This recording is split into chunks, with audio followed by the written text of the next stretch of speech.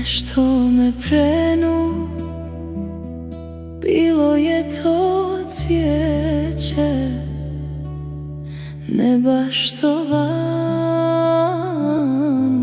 već behar i cvijeće.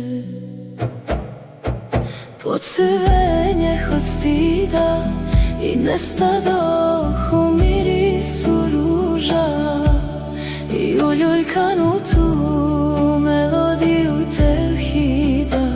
Ja svjedočih tad gospodaru ruža.